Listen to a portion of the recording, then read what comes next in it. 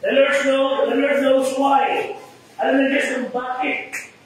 Bakit kayo nagkakasakit ng Diyos, kung bakit kayo nagkakaroon ng problema. Alam na Diyos kung bakit tumalas mga pagsubok. Hindi mo natin alam kung bakit. Alam na Diyos. The Lord knows why. At pagka nalaman natin, lagi na natin sabihin, Panginoon, help me to change for the better. Tingnan nito kayo, Galatians chapter 5. Galatians 5, 16 to 18. Hindi naman siguro bago sa ating lahat na tayo mga Kristiyano ay lagi na lang parang nasa nagkikitan.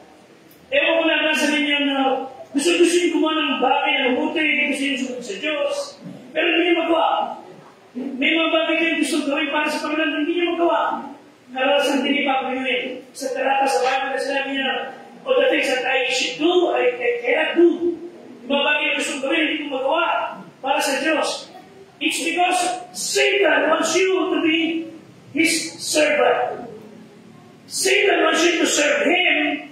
Satan wants you to follow sin than the Savior. That's why may umaga, matagal-tayo pinahirapan ng Diablo, ng kasalanan, ina-underdog niya tayo, inatake tayo ng Diablo, and in fact, ngayon oras ito, he just The devil wants you not to bring your Bible. Talaga totoo yan. Ayaw din ng devil dahil yung Bible niyo.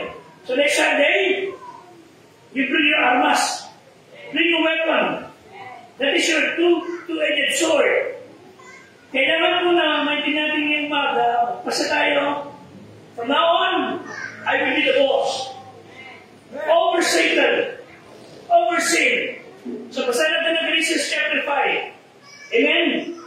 Verse 16. Begin.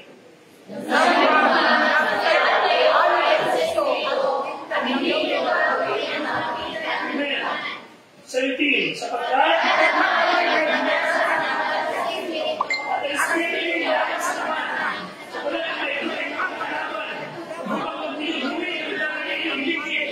last verse.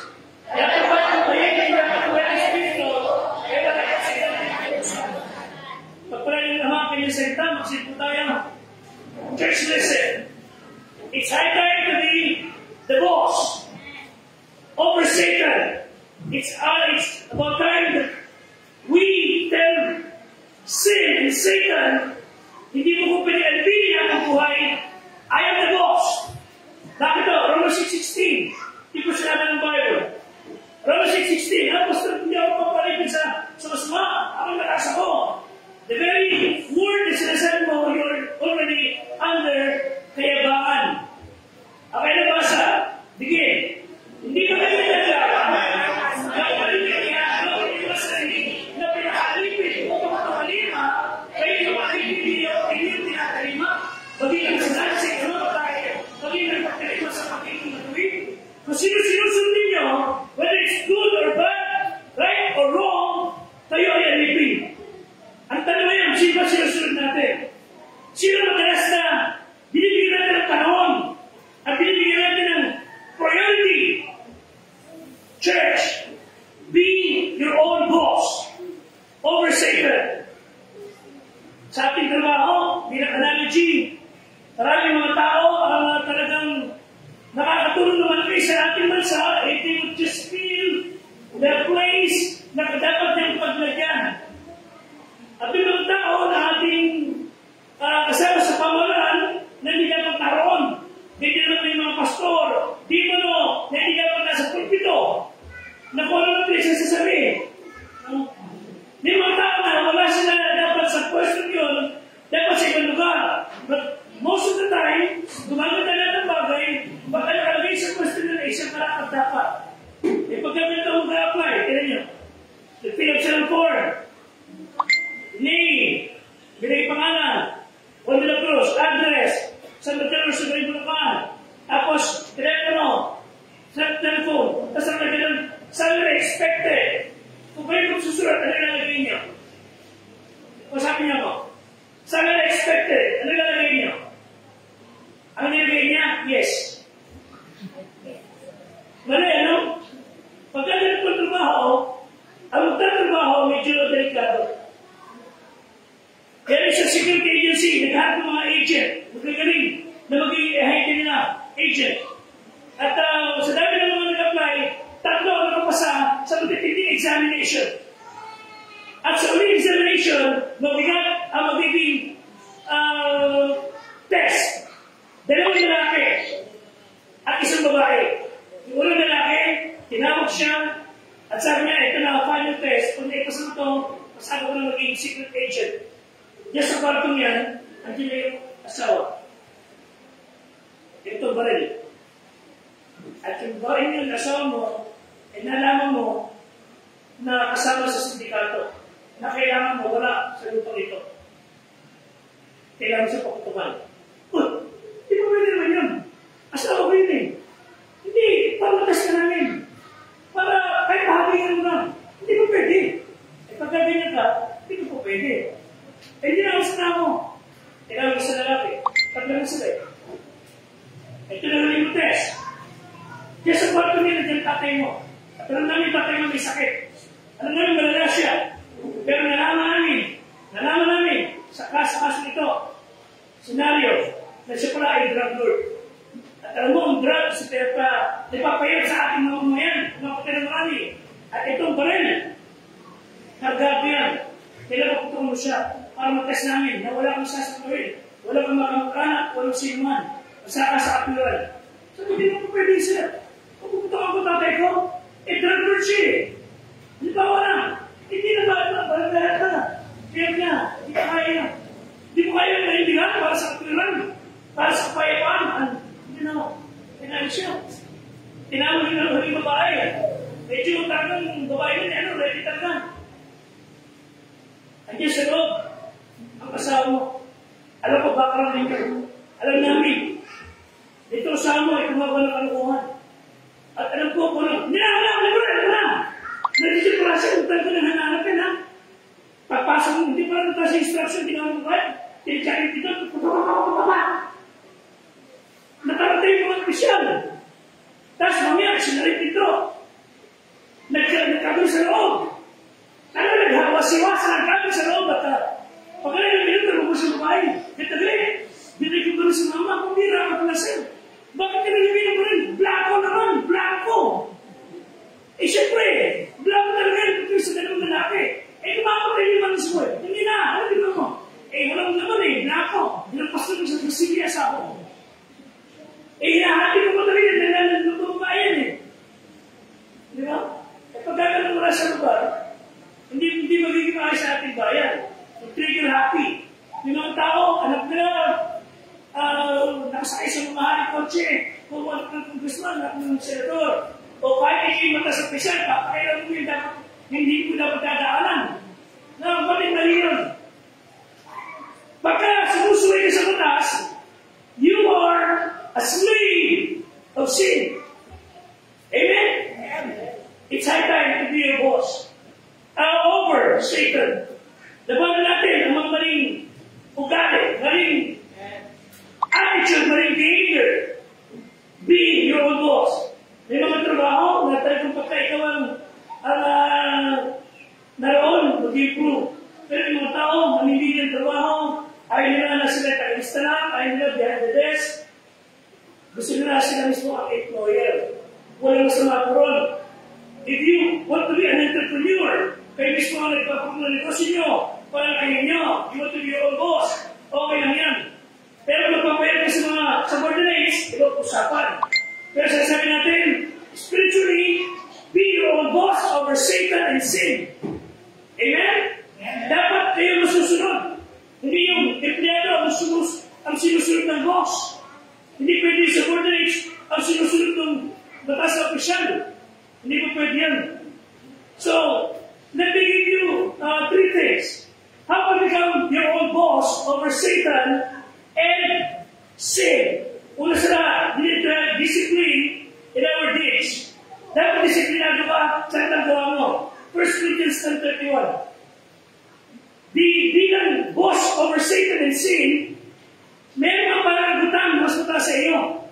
Of course, tradition. Amen? Dapat tradition.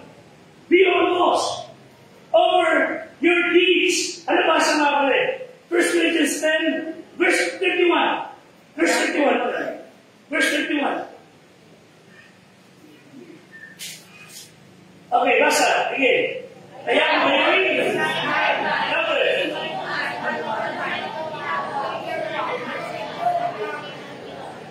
So, ano man yung ginagawa, naman ang uminuman ko ay naman, gawin lahat sa kanulitan ng Diyos.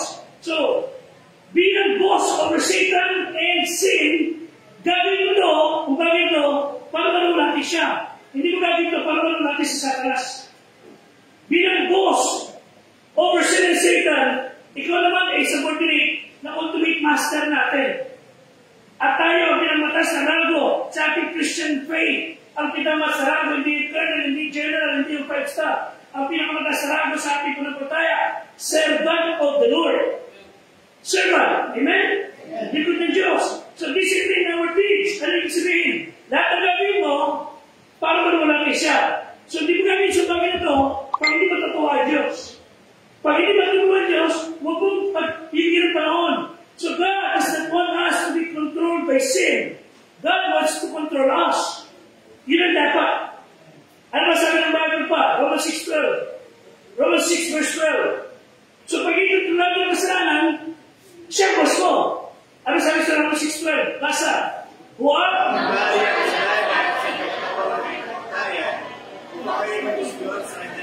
Ay, kung pagkali ang kasalanan para sumunod sa Kanya. Huwag kayo maging alipin, ututo ng maling bagay. Amen? And you know what is right, and you know what is wrong. Pag tayo ay nagpunto sa diablo at sa kasalanan, and the devil keeps so many Christians sa pagiging boss niya over him. Dinidiktahan kayo, ano dapat binabasa, ano dapat pinapanood, ano dapat pupunta, ano dapat nayanais, ang tanong yun ang bagay yun. Dinidiktahan ka ng diablo, matitigis magdikta sa atin. So ano problema na yan? The problem is, everyone can be your own boss. Bakit ito? Hindi mapasunod ang diablo, hindi siya kinasusunod.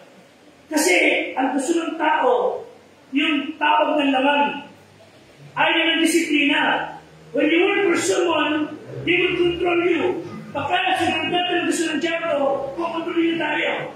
Kung ano dapat aatin sa church, kung ano gusto mo magpipig sa Diyos, kung ano oras mo gusto mo punta sa bagay na tama, pero bakit pagka sa school, on time, maaga, diba? Bakit sa mga assignment lahat ginagawa nyo, pero bakit pagdating sa Diyos, parang palaging huli? Kailangan natin. There is a company ng, I think, maritime company. Kung nagkakaroon na isa sa gawain ng mga maritime companies, matuto kayo ng Morse code. Yung Morse code, yung napipilit lang, yung tulog lang. Kung ano man yan, yung tulog na yan, na yung code, kapag ano na yan, masusunod na yung sinasabi ng mga pinuno. Nag-apply marami. Gusto nyo maging trabador sa mga negosyo. Habang kapag ito iba, maging tawa, may tumutulog na hindi mawari na sound. Natin isa lalaki, tumayo siya mula sa pagkakapila niya at pumasok sa loob. After a while, lumabas yung lalaking yun, pati nag-interview, at sabi na nag-interview, it's enough for now, nakakuha kami ng karapatan ng trabador. Nagalit iba, o ba't naman ang Filipina? Hindi nga siya nakapila eh, umalis sa kanan eh. Unfair! Sabi nung pinuno, ang inapply na rito, yung matutuloy ng marinig, yung mensahe ng Morse code. Kanina ba ako nagtututut dito, nagsasound. At sabi ko, sino na makakarinig ng tutut dito, at naiintindihan mo, umasok ka sa kusina at interview. Siya na kasunod, siya na nag-iintindi, while all of you, nagkukwentuhan lang. Pakuya-kuya ko yung pag-iindihan. Kaya siya dapat-dapat, and the rest of you, go home. Disiplinado. Ang mga empleyado na ilang company parang robot. Talagang walang magagawa. And you ought to do what you're expected to do. Pero tayo mga tao na ayaw na pagkita kay Diablo, hindi pwede siyang masusunod, kundi ang Diyos ang masunod. Dapat disiplinado ka by your deeds. Ano po ba ibig sabihin ng discipline? Ito yung bunga, isa sa bunga ng Espiritu na nasa sa atin. Galatians chapter 5. Galatians chapter 5, verse 22 to 23. Ito sinabi ng Bible.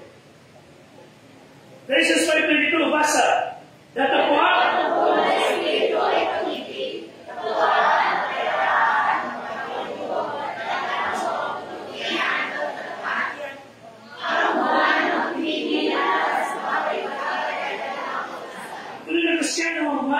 Pagpipigil.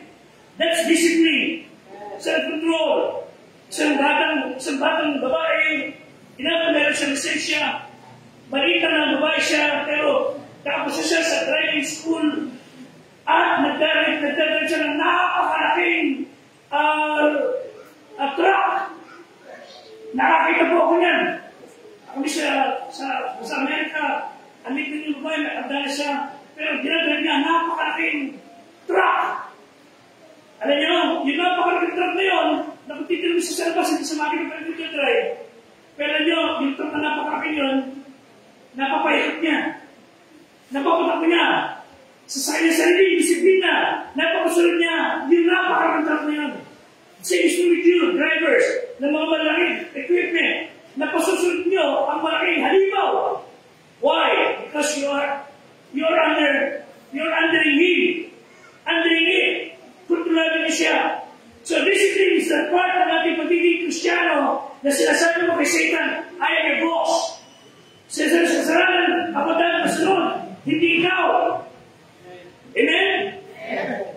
Hindi yung follow the crowd. Hindi ho. Kailangan meron tayong disiplin. Or this. Kaya tayo mga Kristyano, bataan, young people, bata, matanda, huwag po tayo maging putulo sa tignan ng mga kabataan na walang takot sa Diyos, walang pagmamasahe sa Diyos, o kayong papalikta sa kanila na gusto kayo magdinikta ng atmosphere. Dapat tayo ay thermostat, hindi kayo dapat thermometer. Ano yung thermometer? Ang thermometer, dinidiktahan ng temperatura ng paligid. Pag yung thermometer, may nasa kaibigan, may nasa bibig. Kung ano yung temperatura ng thermometer, ganun siya. Ano yung thermostat? Yan yung mga nasa gilid ng tindig ng mga bahay ng mayayaman na kung gusto mainit, init. Kung gusto malamig, malamig. Ikaw na pakontrol. Ang thermostat, ang pakontrol ng temperatura ng paligid. Ano ba tayo? Thermometer o thermostat? Ang thermometer, pinakontrol ka ng paligid. Ang thermostat, siya nagpakontrol ng paligid. So there's only one thing that will keep me doing mga bagay ng Diyos pag ako ang boss over Satan and sin. Amen? 1 Corinthians chapter 9, verse 24 and following. 1 Corinthians 9:24, basa. Hindi ba ganito nalaman? Grabe.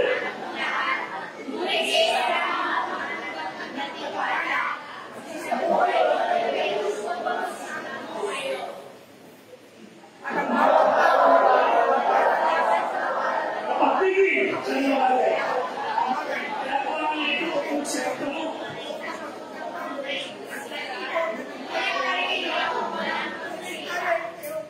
Ako ito matakbo sa itong paraan.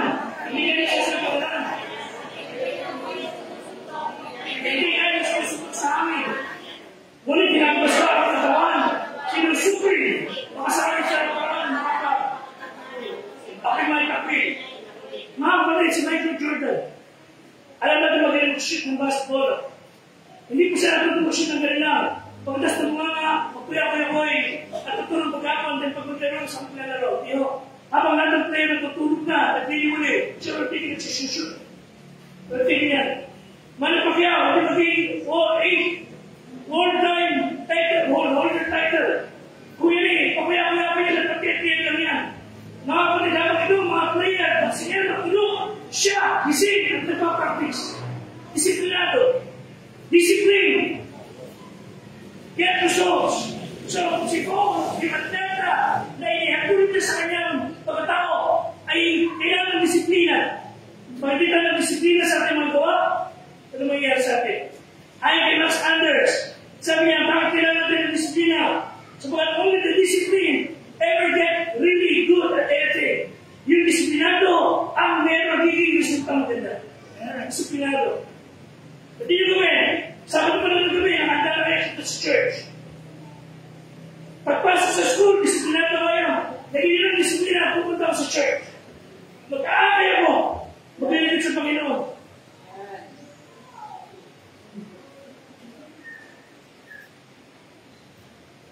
Tulungan tayo ng Diyos, very discipline in our deeds. Sa ilig, discipline in our doubts.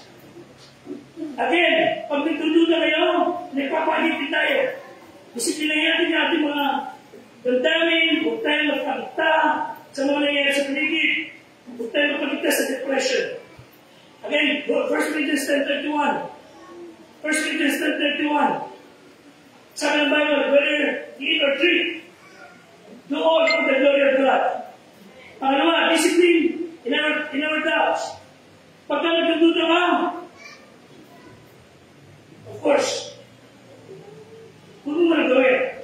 Sa bata, nasa akin ng kwarto, nagsisisigaw siya, ang nanay nasa akin ng kwarto, sabi ng bata, Nanay! Ito mo susunod ko? Nagtutulaw! Hindi yun na yan. Dapat na magtutukot. Ano mami? Pagka nagdududa ka gusto. Diba? Nagdududa ka na, nagtutuloy pa natin. So, kita. Pero mga kapatid, kung meron kayo hindi na pagdudahan, magsalita ng Diyos. Pag sinabi ng Diyos, that should settle it. Marami tayong mga struggle sa ating mga buhay. Napakati natin magduda. Everyone, napakati magduda. Pati yung mga tao sa Biblia. For example, Sa John chapter 20, si Tomas, nagduda. Yan po sa verse 27. John 20:27. Nagduda si Tomas. Kagaya ng marami sa atin. Okay? Na magkami sila kay Tomas. Verse 26 muna. Nagduda siya na si Kristo na buhay na muli. Basa sa 26. Pagkaroon ng araw,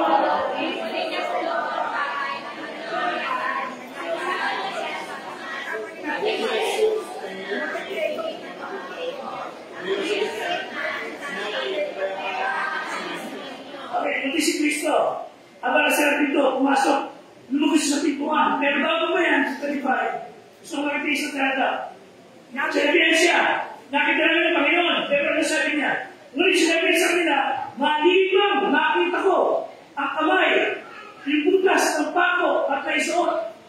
Saka maniwala, nagdudo si Tomas. Hanggang sa mabuti ka ng araw, that is Sunday, na walang araw, that is araw na nito. Sabi ni Kristo, tingnan mo yan, dito sa perspektive, na magkabis na rin ng Tomas.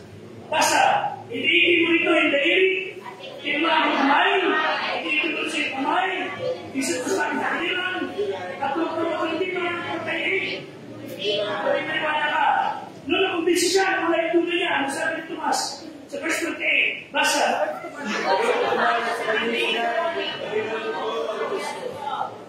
Truly, He is God, Lord God. Nalabanan niya ang duda. Tayo ng mga kapatid, may mga pagdududa. Mga lingkod ng Diyos, may pagdududa. Nabigyan na ng example, si John the Baptist. Nagduda rin, mismo piso po ng Panginoon. Si John the Baptist nagduda rin sa ating tagapagligtas. Ipunta lang natin sa Matthew 11:3. Matthew 11:3. Okay, yung sasabihin niya ni Baptist, ako yung John the Baptist. Pinapunta yung mga alipin niya, yung mga kasama niya, disipulo niya. At sabi ng mga alagad ni Kristo, ito ba yung paparito o hindi ng iba? Nagduda si John the Baptist na binaptis pa si Kristo.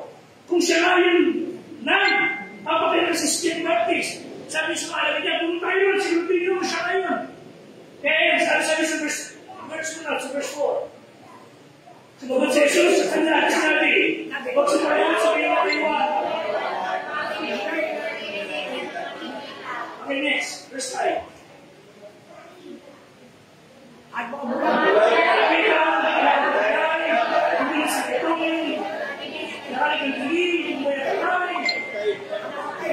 Ibig sabihin nyo kay John the Baptist, napisan ko.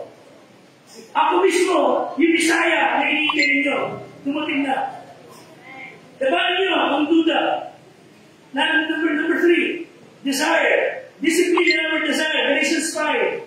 Galatians 5:16. Itong tang tatapos. Galatians 5:16 and 17. Ako pinag sa inyo, may mga pag-nice tayo, mga magulang, mga anak, na talagang sala, minsan. May mga nagbilin. Huwag ka magpapasuklay sa nanay mo pag nag-aaway sila ng tatay mo. Huwag ka magpapasuklay. Sigurado ikaw ang lalatunutin nun. Sabi mo iba, huwag mo ipapakita. Pag may mga bagsak ka sa grade, may papayo lang din ang mali. Pag may mga bagsak ang grade, puro pakon. Kausaran mo, magul mo sa telepono. Nakuha ka magpukar ko, ito nahawak na. Sabi ng isa, huwag mo asal ng tipong bata. Pag mayroon siyang hawak na baseball bat. Isa naman, kayo naman kasi, okay pa sa hinihin kung saan, lalo pag may kuryente yung bakot. Tsaka pag kayo ka mag-iinom, talagang posisyon mo, dahil pag gusto ka, sama yun. Let's have good discipline in our desires. Verse 16, pakabasa. Magsayakad kayo, basa. Hindi nyo gawin, nakikita na naman. Verse 17.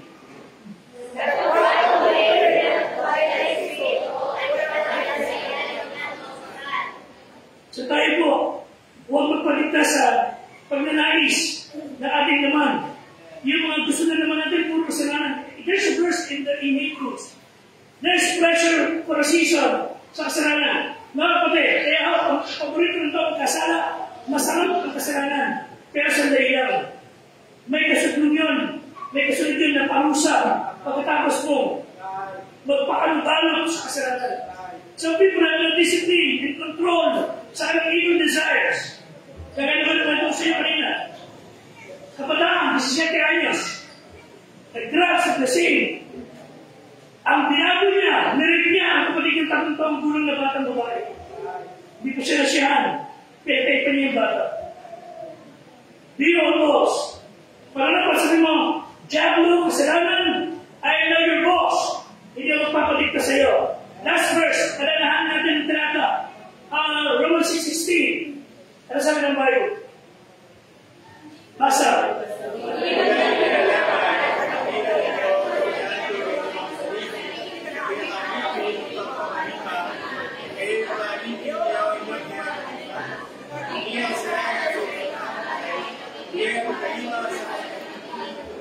Sinusunod niyo, yun ang alipin, yun ang Panginoon niyo.